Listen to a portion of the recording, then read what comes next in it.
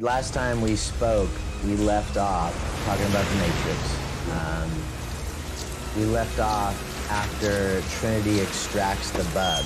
That whole scene of being, Switch turns around, holds the gun to his face. He's like, what the fuck is this? I didn't sign up for this shit.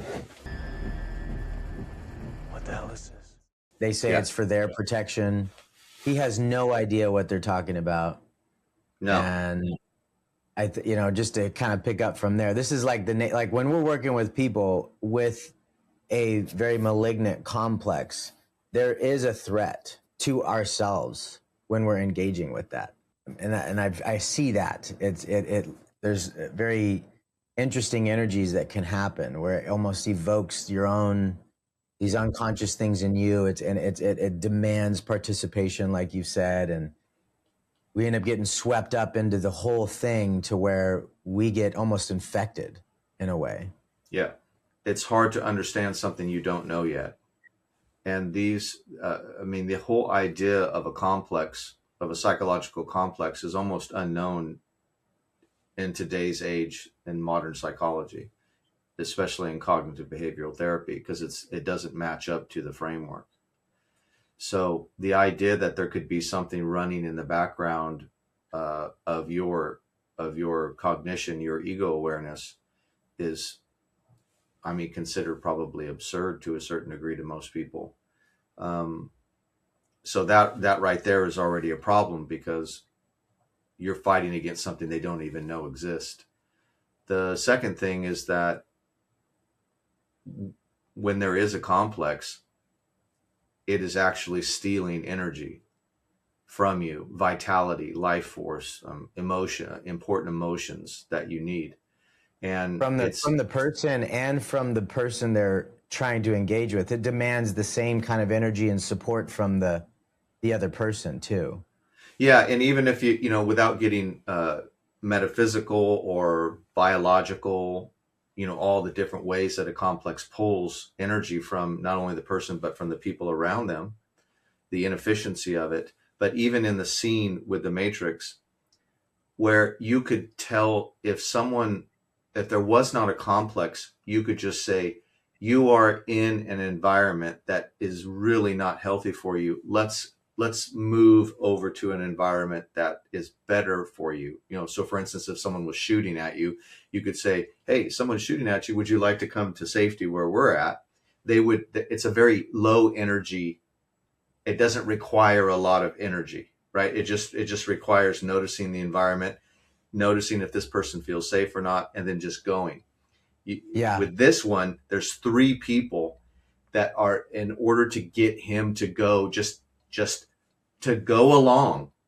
He doesn't have to do anything. He doesn't have to be involved in it, but they have to have a car. There's 3 of them. There has to be a driver. There has to be someone who's monitoring the dangerousness of it.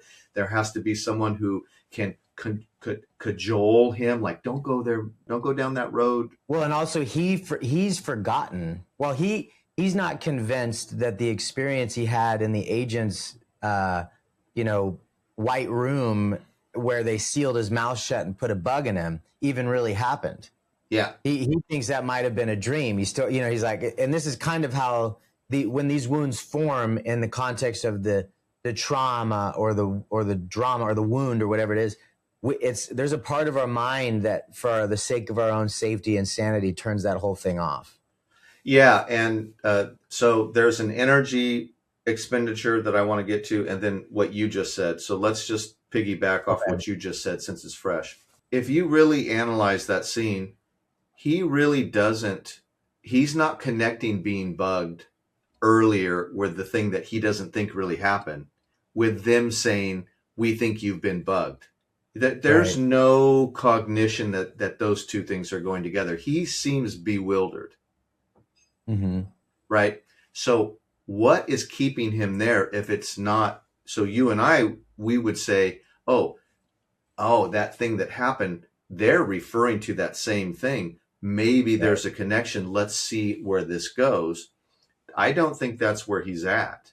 So I think the reason he's willing to keep going is an emotional connection with Trinity. So this gets to back to our idea of the instincts being holding lots of bandwidth.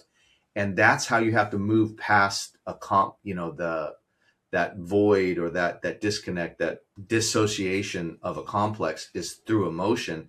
And I think that's what propels him further.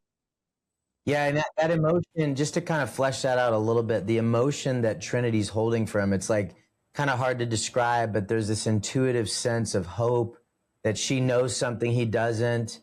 He has this inclination like there's something beyond the limits of where I've been that she's holding for him, and he senses that, and he's willing to trust it, and he's kind of moving toward that. Yeah. Yeah, and his ego, the complex is going to tell his mind certain things, and it's also going to send emotional, not really emotions, but it's going to send what we call drive states, anxiety, stress, things like that, to convince him not to go with Trinity, because the complex needs to stay alive like a virus, right? We're really not using the ego because it's so fractured. And this is something to remember when we get into the next scenes. The ego is so fractured with these complexes that they're really not involved in moving past them. You can sense that, okay, there might be a love thing that could be bringing him, or a compassion thing, or a he trusts her type of thing. And that's that's emotion, right? That's an emotional quality. But you can also see that where the intellect might go, yeah, but just because she is giving me that feeling, that doesn't mean that this is logical. Right. Right. But he can't use that against the complex because Trinity has already set up that she is a computer hacker, a world famous computer hacker. So she has balanced the mind and the intelligence with the emotional content. So he can't the complex can't even use that to dissuade him from going. Yeah, because he was pretty struck by the fact that not only was she not a guy, sorry. Yeah. But she was this world famous hacker that he had idolized in some way for a long time. So she's holding this bandwidth, and it's so intelligent. And what else is intelligent is that when Switch turns around and holds the gun to his face, the logic in that moment that the intellect can use, or the ego, the protective ego, the false ego can use to justify jumping out of that entire dynamic, is like, well, see, look, well, of course I need to go, Well, and I think he was going to do that, but she qualified her severeness. She qualified it. She goes, this is for our protection.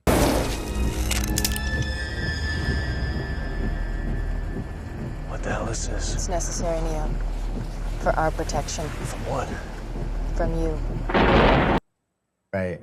Right. And that threw the ego off. So there was a lot of things quickly happening that the ego lost its, the false ego, or what we call the protective ego construct. It lost its footing. And that's what we need. We kind of need that shock and awe on the ego to be able to get to that emotional center that we want. She calls him Copper Top. That's right. My wife brought that up too, because she watched the video, like about how he, and it implies he's in the Matrix. He's a battery. Introducing the new highly improved Copper Top battery. So improved it'll last up to 30% longer than any battery we've ever made. Once again, Duracell reaches a new height. Duracell, when it comes to making them last longer. His being is the battery for this entire unholy dynamic with the complex and how it's keeping him trapped. When you're working with someone, there's this real fine line you have to, and they have to walk, right, too. This fine line of giving information, and it has to be truthful. Copper Top is a very accurate, truthful, thing that she's telling him. But it needs to be in imagery. It can't be theoretical frameworks. It needs to be in imagery, because that's what the instincts and the emotion can cling onto. The ego is the only one that cares about the theoretical frameworks, the psychology or the science behind the matrix or the logic. It ends up being a parable. It ends up being, or like the Buddhist, it ends up being a koan, right? This kind of abstracted poetic thing, and you're like, I don't get that, but I feel a part of you does get it. Yes, yes. Yeah, that is beautiful. It is like a koan. Yeah. There's a saying, yesterday is history, tomorrow is a mystery, but today is a gift. That is why it is called the present.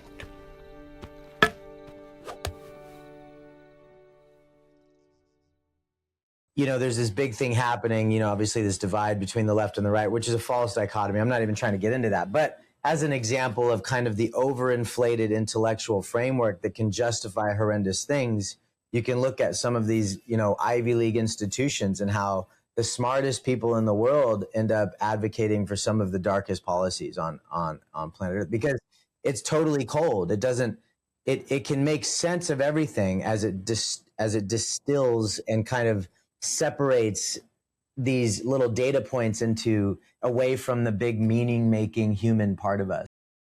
They remove the bug from him. APOC lights. Lie back. Lift up your shirt. What is that thing? I think you're bugged.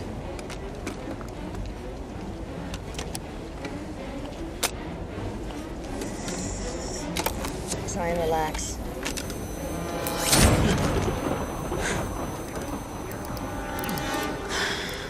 Come on. Come on. It's on the move. Oh, shit. You're gonna lose it. No, I'm not. Clear.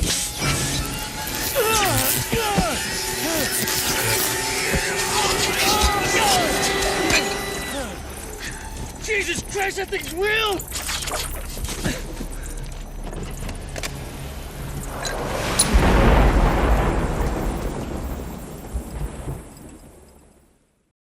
Super interesting thing too, real quick, is the bug. When they remove it, it's an organic thing, and then when they throw it out of the car, it's just a metal nothing, or like a metal digital piece of kind of inorganic something. Yeah. It's like while that thing's inside the body, it almost looks alive, because it's harvesting kind of the energy of your aliveness to move and behave that way. But once it's removed, it's seen for what it is. It's kind of this digital, lifeless invention of the mind. Yeah, that's an interesting. I didn't see that. That's actually, I really like that, because it speaks to. So here again is imagery, right? It's the imagery that's holding all this bandwidth, not just this scene is Neo gets in the car. There are three people. They take they extract a computer, some type of computer thing that's stuck in his body. There's these imagery, like you said, when you look at the screen or the sonar or whatever they're using, or ultrasound kind of thing they're using, the bug looks like a real bug would look. Artificial things, whether it's the internet, whether it's politics, these are all artificial as far as how they're constructed and given to us. But they're based on natural things, like our visual cortex with the internet, our emotions and instincts for connecting are being manipulated to try to connect with other people on social media. Our ability to be in politics is the poli in politics is the Latin word for the people. Right. So our ability to be people, our ability to connect and organize together is under a kind of a construction that is not really the people. So there's an artifice, but when it's metal or it's mechanical or it's technical, it is outside of us and inorganic. But when it's being used, it's actually using our internal hardware. Yes. right? And I think that scene captures that, whether anyone picks that up, which I didn't, but if you picked it up, but whether you cognitively pick it up or not, that image is saying that Yeah. to you. You are registering it on an emotional level. Yeah, it's very, yeah. I would also like to say, just the production, from a production point of view of this meta cognition that's going on in the background, like that scene Mhm. with an organic bug, and then it's inorganic when it comes out. That that kind of meta analysis is also happening in the coloring. The coloring of everything in the movie is monochromatic, like an old Mhm. computer screen. So it's just Kind of like one. that green. It's got that slight green tint to everything. Yeah, it's monochromatic. But when you are outside of the matrix, any scenes that are outside of the matrix are washed with blue. Gives a different liveness to it. And they dyed all the clothes and painted all the sets and the scenes, not only color graded, but they painted them and dyed all the clothes that same type of tint of green. But those clothes and the walls and everything, when you're outside of the matrix, are not dyed that. So the psyche is picking all of this up, whether you're cognitive of it or not. Mm-hmm. Yeah, and it's interesting for me experientially, because as I revisit this movie, when I saw that movie, it impacted me much deeper than my cognition was. I mean, I knew I loved the movie. I knew it spoke to me. I mean, I was almost in tears about how deep and moved I was about this movie. I think most of us were. It was such an impactful movie. But you always say that the ego has to catch up, and it is taking me until today to reflect back on all these things. And my instincts, this emotional part of me, is when we dive into a scene like this, and suddenly I'm like, oh, that's what it was. It's like this intuition. There's like the heart and mind experiencing the revelation together. Yeah. And I think that's a big deal, because I mean, and the big thing about that is like knowing that as we move through this healing process, that a lot of these things that get healed first are behind the framework, are behind the intellectual, stuff that we know. And then all that has to kind of catch up. Yeah. There's this slow, and I'm learning that. I mean, you said that to me, and it's been true. It's wild to witness that. Yeah. But the good news is that the ego can catch up. It's not, we're not favoring the ego, and we're not favoring the instincts and the emotion and the metaphysicalness of the instincts, right? We're not favoring one or the other. We are saying that it is bottom up. It's the major bandwidth, and what really needs to happen is on that emotional, instinctual level. Then the ego knows how to relate once that's in line.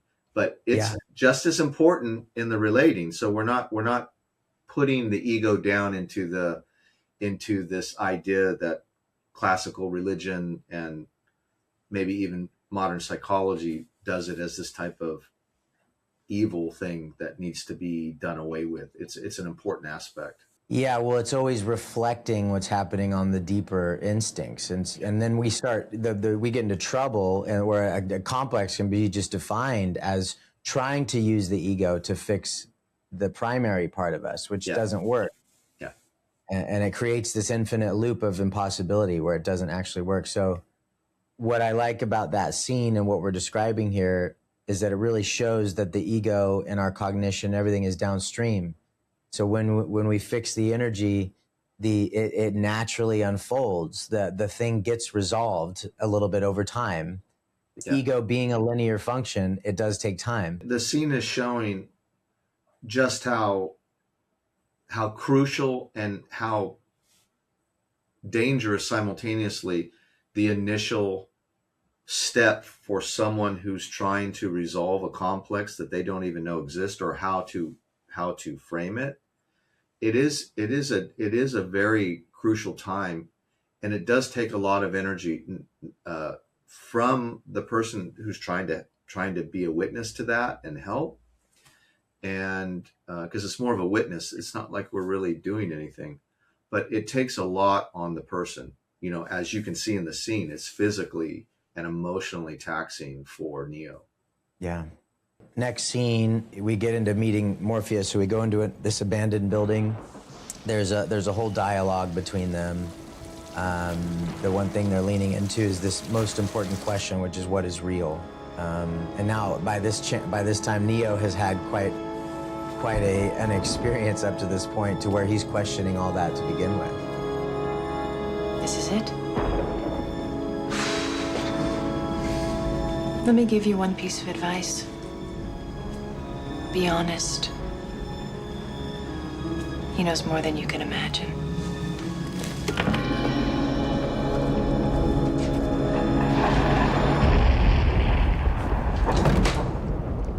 At last. Welcome, Neo. As you no doubt have guessed, I am Morpheus. It's an honor to meet you. No. The honor is mine. Please, come, sit.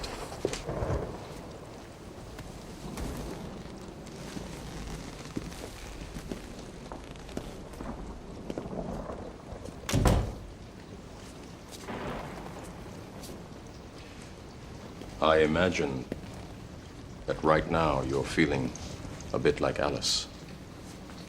Tumbling down the rabbit hole? You could say that.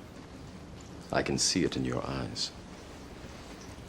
You have the look of a man who accepts what he sees because he is expecting to wake up. Ironically, this is not far from the truth. Do you believe in fate, Neo? No, Why not? because I don't like the idea that I'm not in control of my life. I know exactly what you mean.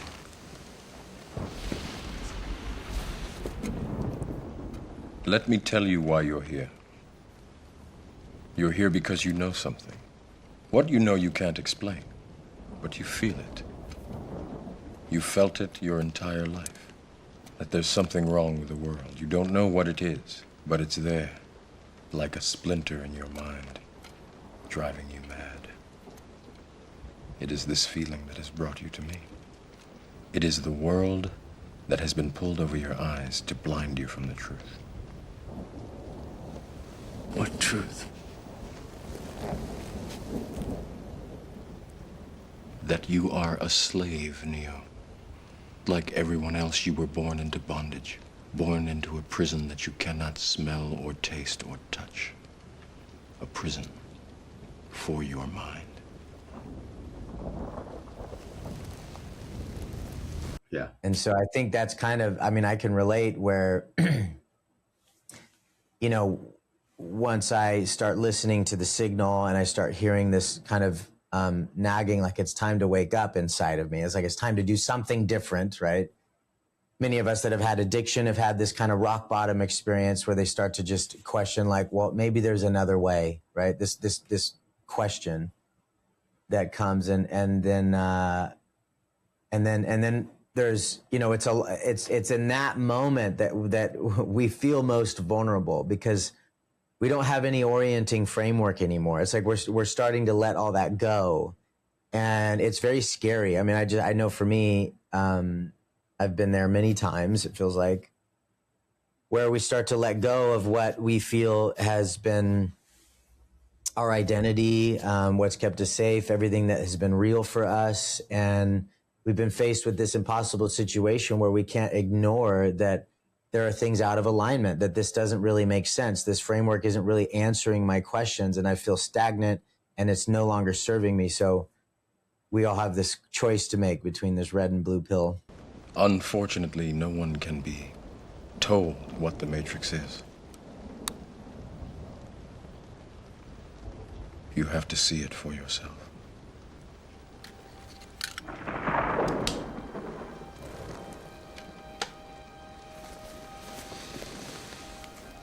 This is your last chance. After this, there is no turning back. You take the blue pill, the story ends. You wake up in your bed and believe whatever you want to believe. You take the red pill, you stay in Wonderland, and I show you how deep the rabbit hole goes.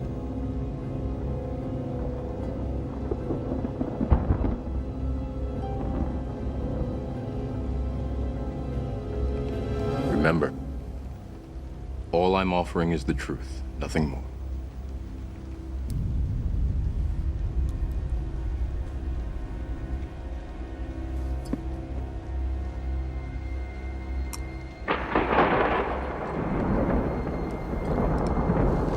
Follow me. So then he does choose, you know, as many of us on this path do, we choose the red pill.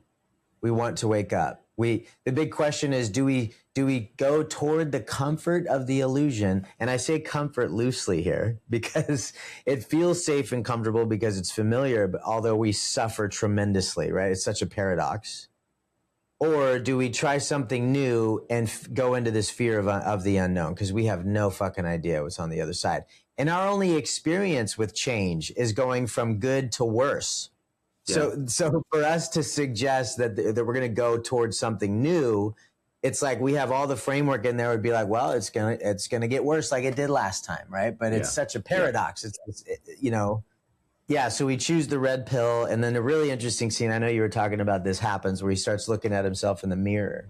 Yeah. And this is a really crucial time because you talk about internal projection and these concepts that are really embedded in this scene.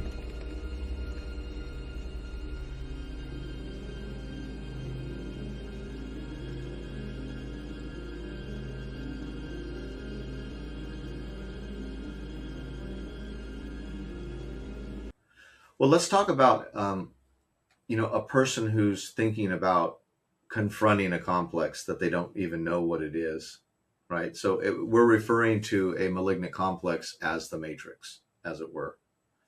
Eventually, it becomes Agent Smith also is the matrix. Yeah, well, I was just going to say that the agents are they're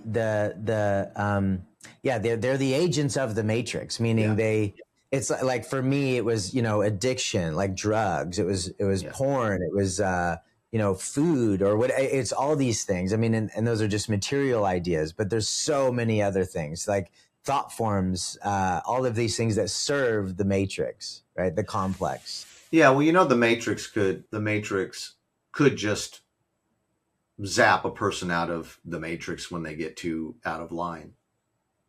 Right. It there doesn't have to be a personalized image interacting and looking and focusing on individuals.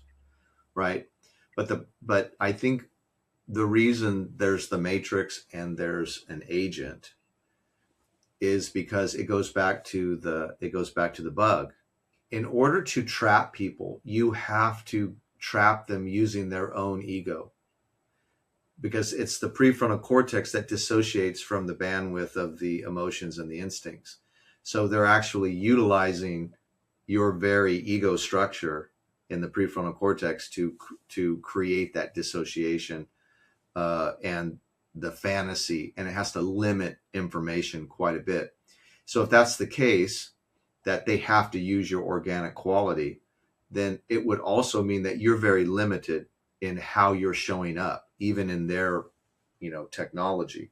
So it would need something just as limiting and hyper focused. So it literally the irony is that the matrix is actually limiting itself as though it has a limited bandwidth like the prefrontal cortex does in order to find something that's limited.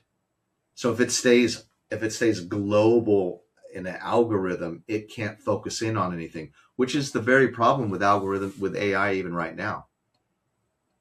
It can't, it cannot focus down.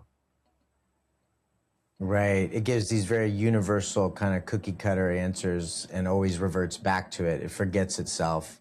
Yeah. But you're saying that the matrix is kind of, so it's kind of figuring this out in a way. Yeah. And so it has to kind of put itself at risk of revealing itself in order to keep you limited.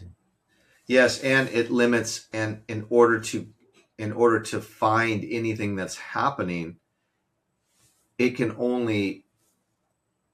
I see. So the agent is that limit, because the agent, as powerful as it is, because it can become anything, once it does become something, it's subject to that body. If that body dies, the agent goes away. It has to appear somewhere else.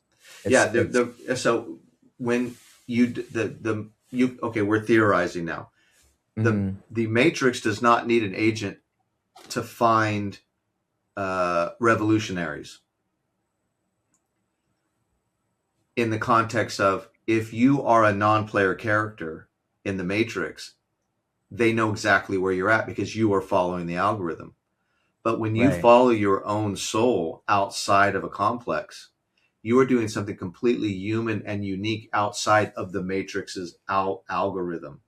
So it needs to become human to track human uniqueness. Gotcha. Which it can't quite do. It doesn't, but it knows it needs to do something different. It is doing it because it's using the hardware of humans.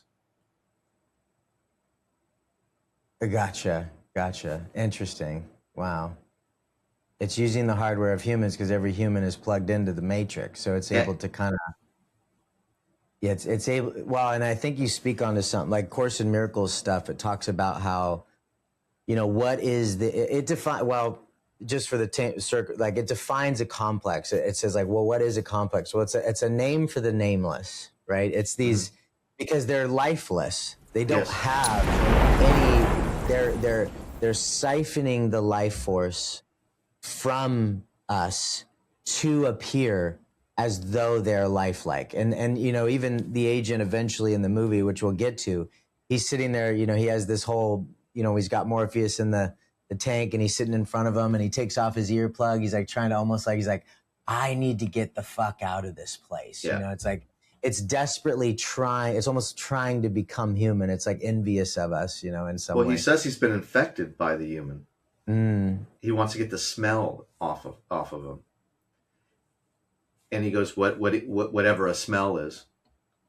But in order to find the unique rebels who have connected the soul and who can't be, the algorithm cannot predict, it has to go into a type of neurotic imaginative place in order to track imaginative neurotic things according to its own algorithm. It's something other, so it has to imagine what a smell is. It has to imagine that that we're viruses as opposed to mammals. It has to imagine things outside of the context of what the algorithm would say.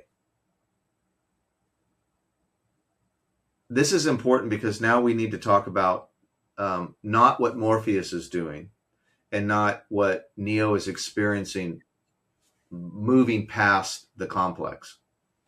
I still think we need to talk about how one gets there, because you brought up the fact that it's, do you take the red pill or the blue pill?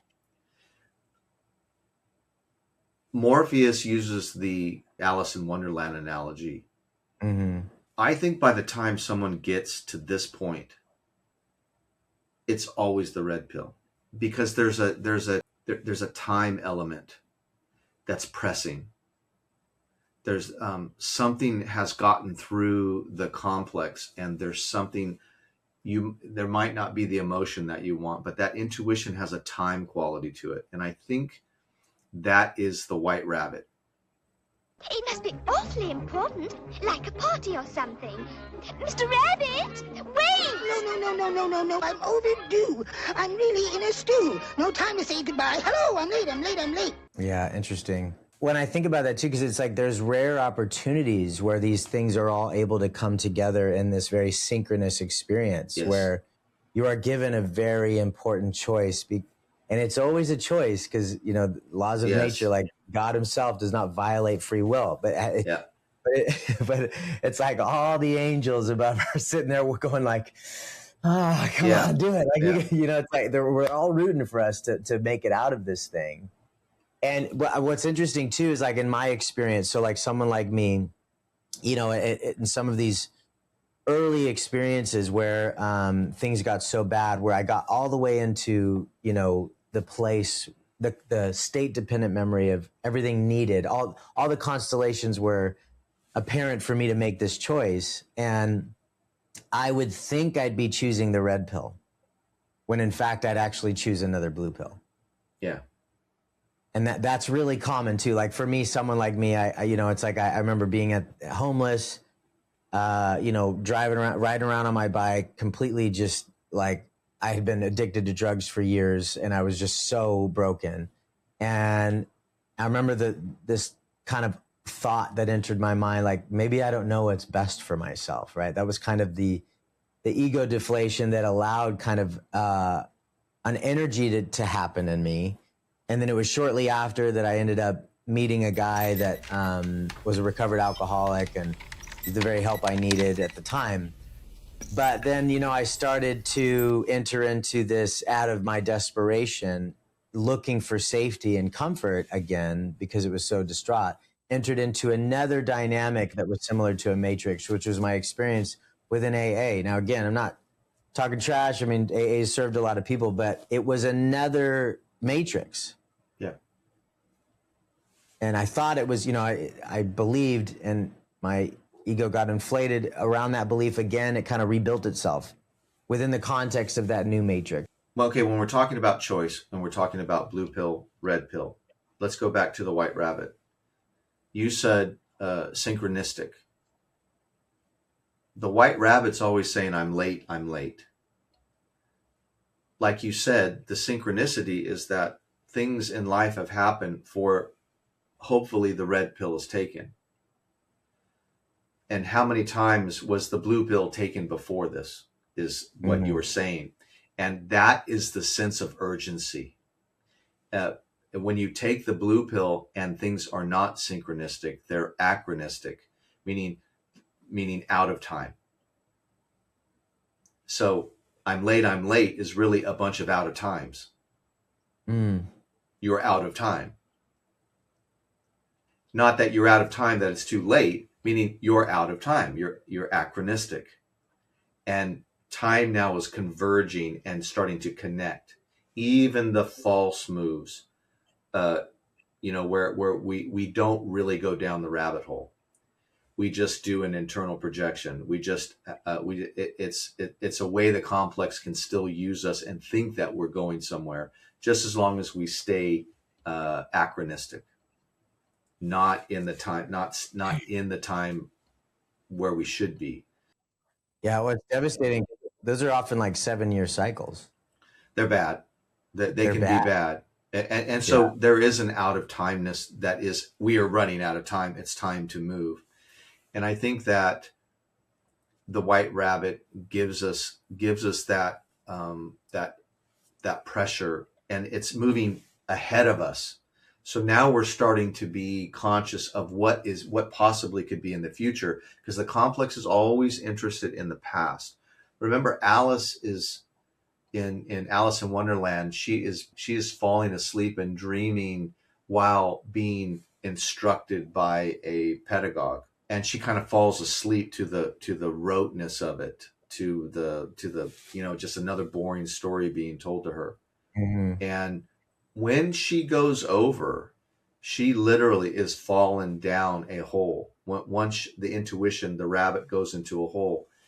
But there's enough of those parables. There's enough of the ego confusion to destabilize her, right? So seeing a white rabbit isn't that big of a deal to her. She's probably seen that in the country before. But one that's talking and has a pocket watch and has a vest on, and probably is enough of an ego distortion from the ego mind, is enough of distortion to at least create some curiosity. And I hope those of us who have kind of made it out of a complex, I hope we can remember, and including myself, we can remember it really does take that kind of provocative parable, magical type of communication, like a white rabbit with a pocket watch would be. You have to kind of hint at things, and it has to be somewhat peculiar enough to keep their interest to go down the rabbit hole. But once they go down the rabbit hole, that's another story. Yeah. There's no going back after that. Yeah, well, and that's exactly what the point we're at. So he takes this thing, and then he's like, well, what's going to happen? And then he's looking around, he sees himself in the mirror, and there's this curiousness to it. He's like, well, who is that, sort of thing. He's kind of like, well, what is that? You know, it's like, I don't know, I kind of relate this to this, you know, looking at the person I thought I was. Did you? And suddenly becoming open to maybe it's not quite what I was, you know. And he touches the mirror, and suddenly it's like, suddenly now we're going down the rabbit hole. It's like whoa, like wait, I thought I was looking in a mirror, but this mirror isn't even a thing. It's like, Have you ever had a dream, Neo, that you were so sure was real? What if you were unable to wake from that dream? How would you know the difference between the dream world and the real world? so this thing starts to kind of happen, and then it's a really great, I mean, the way this movie is done, I mean, they really struck gold with the imagery in this movie, because, you know, it goes over his body, and then down his mouth, and into the body, and then into the body, and then it opens up, like, in the body. It's like, oh my God, there's this whole matrix in here, and I'm bursting out of it. So there's this really great kind of, you know, chiasmic kind of, like, I'm going into the body while going outside of myself into the matrix. You're seeing this whole world. It was so beautifully done. I just love it. So then he wakes up, and he's pulling all these tubes out of himself, and he's seeing this world and this atrophied body. And I think that's really important too, is because, you know, we often are all looking for, I think many of us, especially on the spiritual path, we're looking for this day where we can become enlightened and wake up as though that's the end. And this is really showing the opposite. It's like, that's just the fucking beginning. You know, now he has this atrophied body. He sees how many things he's been plugged into. He's just awestruck at the world he sees. It looks very scary and, you know, overwhelming. And I think of this in the way that when I started recovering my own emotional capacity, I then became aware of, I almost got my finger on the pulse of the world, where suddenly I felt what was happening underneath all of this masking and pretending and, you know, superficial conversation bullshit that we all do all the time and pretend that nothing is going on. You suddenly get tapped into that, and it is shocking and it's overwhelming. And most of us just want to plug the cord back in and go back to sleep. Yeah. And we have many strategies for doing that. And it's scary. I mean, it's a big deal to be opened up to this thing. It's not the enlightenment, the happiness journey that most of us are, you know, secretly trying to find. Really, the work that we're doing is the opposite of ascending or ascension. Going down a rabbit hole is a dissension.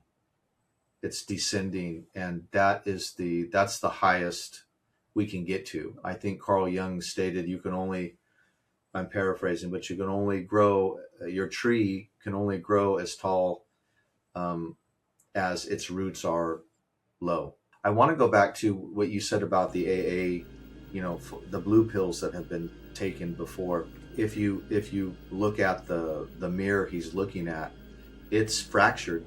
There's multiple of Neos in it. Gotcha. Yeah. And this is what the complex does. So when you go, for instance, when you go into AA, you are not an ego. Hi, I'm Michael. I'm an alcoholic. I'm not Michael Walker. I am a kind of an anonymous entity that happens to be identified with being an alcoholic.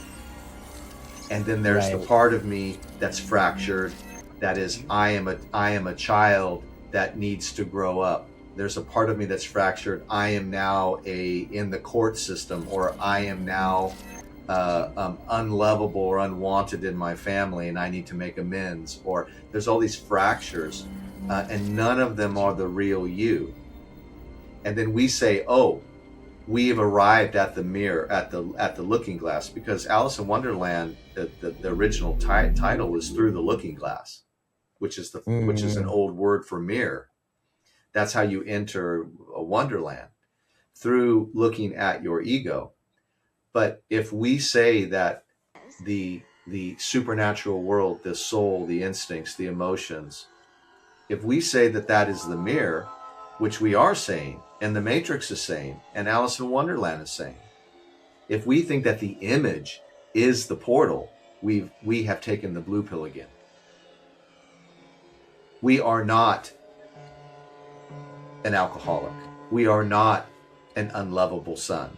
We are not homeless. We are not. Yeah, be careful, Michael, because in AA world, that is blasphemous. I don't care. Well, I know you don't, but I'm saying this is important because, I mean, this was my orienting framework for so long, and honestly, I don't. I want to bring this up because this is important. It's like the idea and the effectiveness of this, like, I am an alcoholic. It's almost like saying it's what it's trying to do is name the complex. It is. It is. And that's why it does initially, I think, have some merit to it, because it's naming the complex. Okay, well, let's get important, right? Like, that's an important step. We need to name and see what it is first. Yes, we are not throwing the image of the mirror out. We're saying don't stop there. Exactly. And this is the roof that I hit in that organization. But the complex is more than happy to go, oh, you finally did it, man. You finally beat me. Right? There you are. You can see it clearly. You know what? You win. Just stay right. Just stay right where you are, sitting in the same seat. Right. And you just get a new, you get a new neurosis because the old neurosis wasn't working anymore. So the complex just gives you a new one, a new image to fixate on in the past. Because all of those images that I mentioned, I'm an alcoholic. I am just a Michael. I'm a nobody. I am a son who wasn't a good son. I'm whatever the thing. I am a criminal. I'm in trouble with the family. I'm a sinner. I'm in trouble with the family courts. I'm a bad father. These are all reflections of the past. They are not in the future where the white rabbit's going. And it's you. It's meeting you, right? And all of that who you are that's been cut off, far larger than those things that I mentioned that's in the mirror, far larger, your ego mind with the Miller number cannot comprehend. It's never going to be able to comprehend. So what does that big soul of yours, that magnanimous part of you, that's connected to everything, that's synchronistic with everything. Its intuition is so powerful. Its purpose in this world is divinely ordained, right? It's so much bigger. It's so much bigger than your little mind. How does that spirit interact with you? It has to take an image that you at least can understand temporarily. Correct. I get That's what you're all saying. it is. That's all it is. And it's and then the complex will take that image and it'll pack glue and mortar on it to be as cement as possible so that it doesn't evolve. You don't go through the portal. The mirror is a portal. Yeah. Important. Through the looking glass is part of the title of Alice in Wonderland. Not stop at the looking glass. Alice in Wonderland, stop at the looking glass. What a trip. Like, this is important. Like, if you stop the video here and really understood this, it would be doing a lot for you.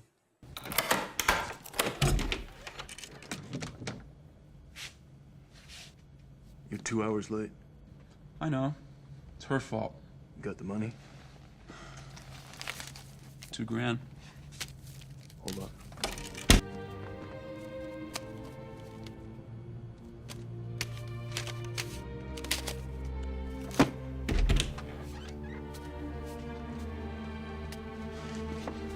Hallelujah.